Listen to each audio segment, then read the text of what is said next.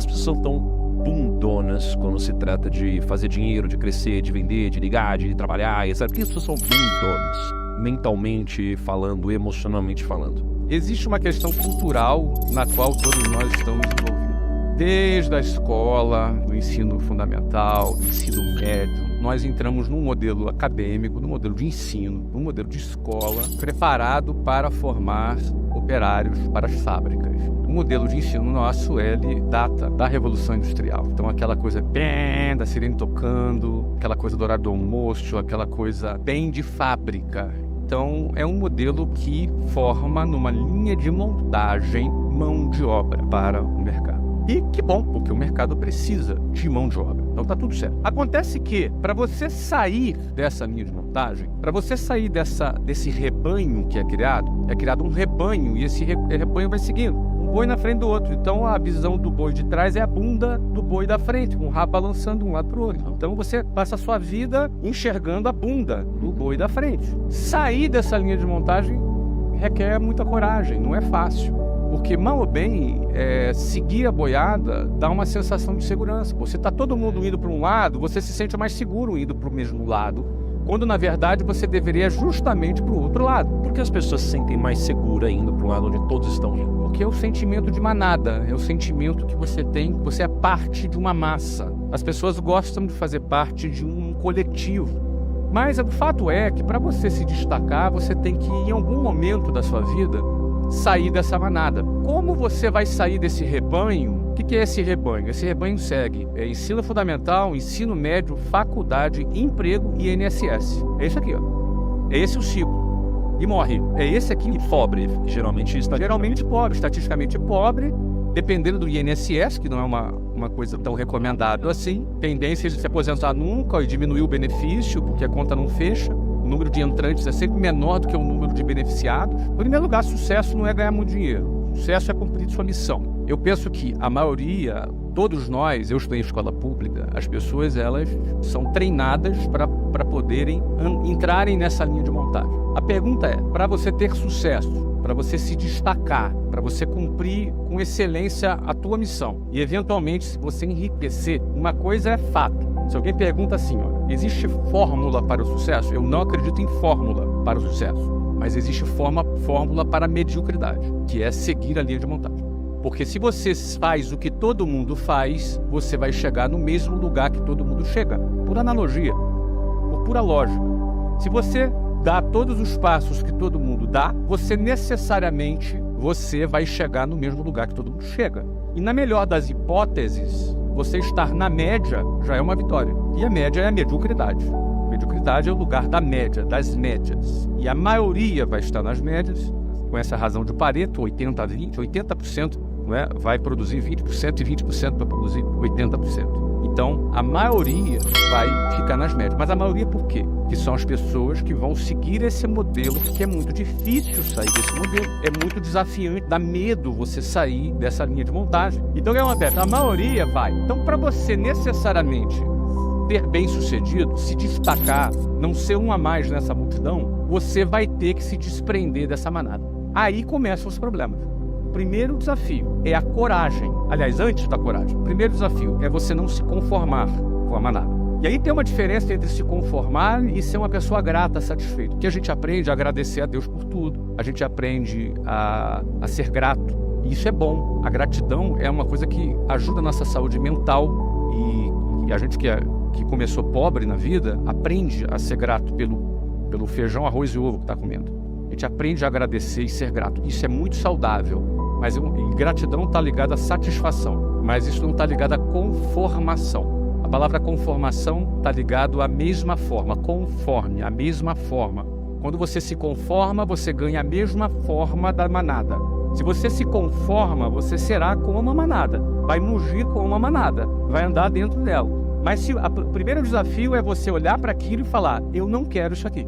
Quem assistiu o filme Formiguinhas, fala justamente de uma formiguinha que não queria ser como formigueiro. Vida de inseto, também tem o mesmo arquétipo. Então, o primeiro desafio é você olhar e falar, eu não quero isso aqui. Quem não se conforma, ele pensa assim, eu estou seguindo a manada e eu vou chegar até onde nisso? Eu não vou chegar a lugar algum. Ele consegue pensar um pouco à frente. Eu tinha uma mulher no ônibus que eu pegava, eu evito falar, nunca mais eu encontrei, mas o nome dela era Ilka. E a Ilka, ela era a prefeita do meu ônibus. Funcionava assim.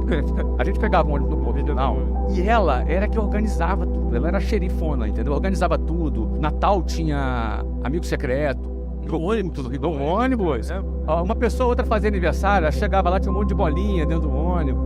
Então, ela tentava transformar aquele ambiente hostil numa coisa mais agradável. Achava bonito o trabalho da Ilka, mas ela há 40 anos pegava aquele ônibus. E eu olhava para a Ilka e me dava um certo desespero, que eu olhava para ela e falava, eu não quero estar aqui daqui a 40 anos. Eu não quero ser a Ilka. Eu não quero ser a Ilka. Eu não quero estar aqui daqui a 40 anos. Por mais bonito que fosse aquele trabalho, era um trabalho de quem se conformou. Ela ganhou a forma. Eu não quero ganhar essa forma. Você entendeu? Então, eu tinha uma imagem que eu costumo falar, que é quando eu pegava lá um ônibus 5 horas da manhã, e no inverno é de noite no Rio de Janeiro. Como é um pouquinho mais frio do lado de fora, e você tem ali 8 pessoas por metro quadrado respirando no mesmo lugar, ficava que embaçava todos os vidros.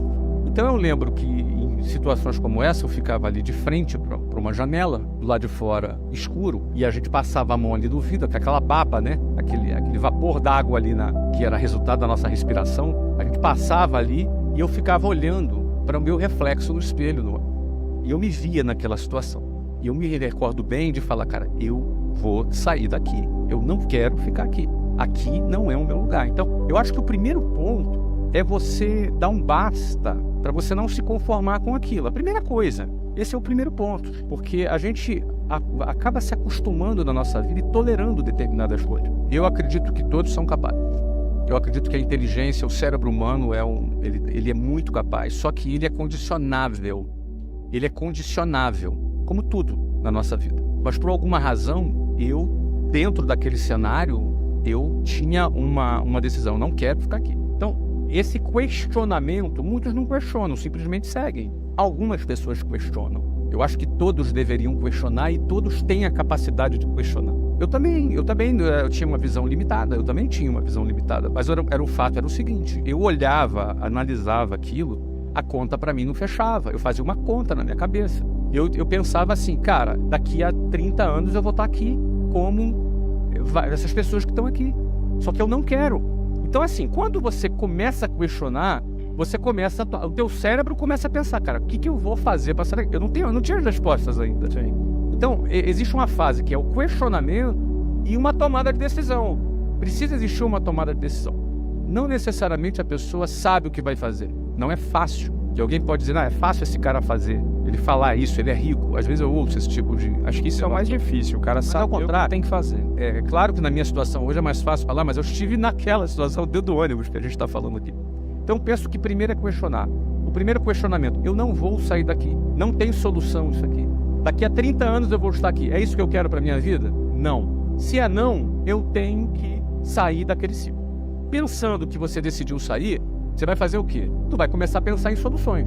E eventualmente você vai achar alguma solução. Eventualmente você vai achar alguma solução. Não, tem garantia de nada aqui. Mas a garantia é o seguinte, se você não questionar, é garantido que você vai ficar lá dentro pro resto da vida. É garantido. Bom, então você tem que sair daquilo e pensar em sair. Aí quando você toma uma decisão de sair daquela situação, você vai ter que enfrentar uma outra situação que você mencionou, os amigos. Porque a decisão de sair da manada, os primeiros metros longe da manada, a manada te vê saindo dela. E a manada te julga, te põe medo, te faz terrorismo. Olha só, isso não é por mal. Muitos que estão na manada e vê você saindo, querendo sair da manada, ameaçando a sair da manada, o cara tem medo por você, ele quer o teu bem. Então o lugar mais seguro dele é a manada. O pai dele estava na manada, a avó dele está na manada, o avô dele na manada, a família, os irmãos, os amigos, todo mundo ali na boiada. Quando o cara ameaça querer dar uma saidinha, as pessoas têm medo. Alguns fazem chacota. Então, assim, o cara que decidiu sair do ônibus, agora ele vai buscar uma outra solução. Porque, vamos lá, para eu ter sucesso, essa é a pergunta. As pessoas são bundonas, não é? Para eu ter sucesso, para eu sair e crescer, eu vou ter que sair da linha de montagem. E na hora que eu sair da linha de montagem, quem convivia comigo vai se incomodar. Uns por preocupação, outros porque prefere dizer que você é um sonhador, um iludido, um bobalhão, acredita, pensa grande demais, é sonhador demais. E as pessoas dão risada. Tem quem torce por você, mas tem medo e quer te proteger. Geralmente a nossa família quer o teu bem, torce por você, mas tem medo de você se frustrar. Talvez ele tenha se frustrado. Agora, o cara que está ali na média, vamos lá, ele questionar. Ele tem que questionar. Se ele não questionar, daqui a 40 anos ele vai estar lá. Se ele se questionar, aí ele vai poder, talvez tenha coragem ou não de sair daquela linha de montagem. Aí começa a funilar. Aí quando ele tem a coragem, ele vai ter que vencer o próximo obstáculo, que é a pressão de familiares, de amigos do seu ciclo de relacionamento. Nós temos a necessidade, o ser humano em geral tem a necessidade de ser aceito pelos seus peers, pelos seus próximos. Então, se você se vê reprovado por todo mundo, é como se seu cérebro pensasse, espera aí, cara, será que tá todo mundo errado e eu tô certo? Você se sente reprovado, você se sente errado. Só que para você sair da boiada, você vai ter que nadar contra a correnteza. Você vai ter que contrariar a opinião da maioria. Você vai ter que ser movido por uma convicção diferente da lógica do status quo no qual você vive. E isso é muito difícil. Eu tinha um vizinho que logo quando eu comecei a vender curso de inglês, porque vamos pro terceiro ponto ali, eu arrumei um emprego para vender curso de inglês. E foi começar a vender curso de inglês. A gente sempre faz uma lista de prospects, de pessoas do nosso relacionamento. E eu também tive essa experiência. E tinha um vizinho, que era um vizinho de porta. Um cara que me viu crescer, me viu criança. E ele era um cara que trabalhava, sei lá, nem sei do que ele trabalhava. Sei que ele trabalhava de gravata. E eu achava assim, cara, esse cara deve ser importante. Ele trabalha com gravata. Não é? Deve ser um cara importante. E aí eu fui lá falar do inglês pra ele. E ele marcou a casa dele. Eu fui na casa dele, sentei com ele à mesa, apresentei tudo, cara. Ele deixou apresentar tudo. E o cara fazendo pergunta, se fazendo de interessado. A gente ficou 1 hora conversando. E aí, no final, ele chegou pra mim e falou assim, Flávio, cara, eu não tenho interesse nesse negócio não, mas eu fiquei aqui só pra entender o que você tá fazendo. Deixa eu te falar um negócio. Aí fazia aquela cara de nojo, sabe? Sabe a cara de nojo? Superior, nojo e desprezo. Tudo. Não faz isso não, cara. Isso aí é uma coisa horrorosa. Você é um garoto inteligente. Não faça isso. Você é um garoto inteligente. Isso aí não vai te levar a nada. Isso é uma roubada. Não perde teu tempo com isso. Sai fora. Isso é uma roubada. Cara, ele me jogou um balde de água fria. Eu me senti mal, me senti subestimado. Me senti super mal. Eu hoje vejo que ele era um cara medíocre, limitado, que não arrumou nada na vida. E ele me deu uma opinião do nível dele. Então, se você quer chegar mais longe, pegue as opiniões das pessoas que estão no nível que você quer chegar. Se a pessoa quer chegar mais longe, ela não pode seguir opiniões e conselhos de pessoas medíocres, senão ela vai estar limitada. Esse cara me viu querendo sair da boiada e tentou me segurar na boiada. A vida, todos nós somos conduzidos à morte. E o tempo passa. Eu não tenho mais 20 anos. O tempo passa.